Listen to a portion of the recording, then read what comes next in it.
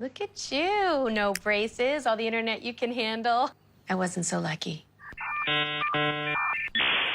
Invis is not your parents' braces. Invis is predictable, less painful, more comfortable. Invisalign.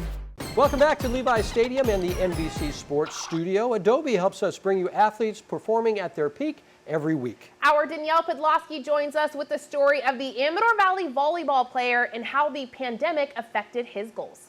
Aubrey, Luke McFall is a 4-year varsity starter and standout on the Amador Valley volleyball team.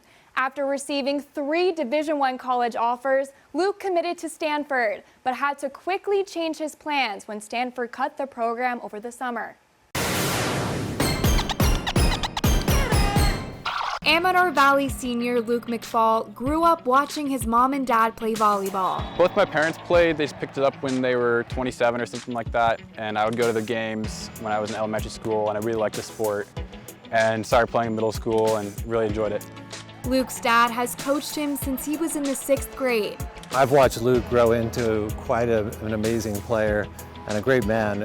I've had him since he was just a lanky 12-year-old, 13-year-old kid in 6th grade, and watched him develop.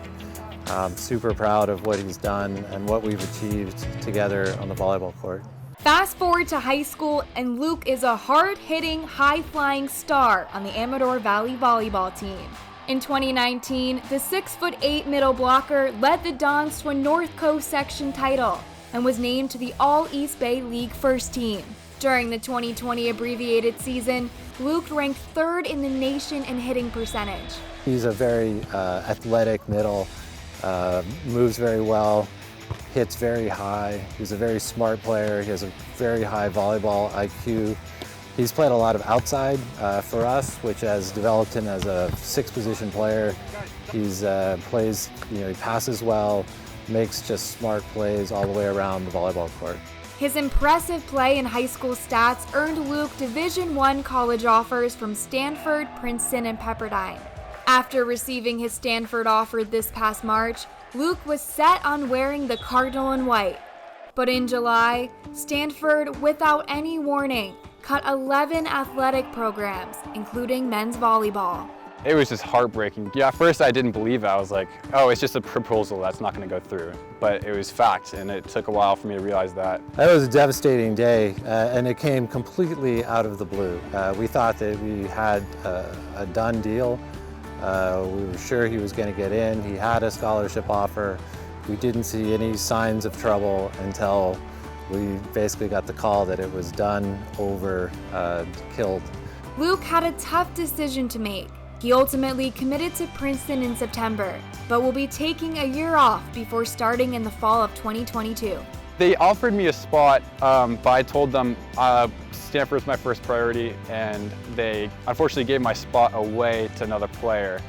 But when Stanford cut the program, they said I could take a gap year, come in the next class, and it's completely fine. Luke is making the most of that gap year. I'm going to internship my first semester and then go play in Holland for my second semester. It's a Princeton connection. A few other guys have taken gap years and have done the same thing, and I'm just kind of following their path. It's really great because you get to play with older guys. Like, I'd be the youngest on the team. The next oldest would probably be like 24 or something like that. And so it's just really good experience to get before going to college. Because a lot of kids struggle with the transition from club to college. And so that'd be a very good bridge for me.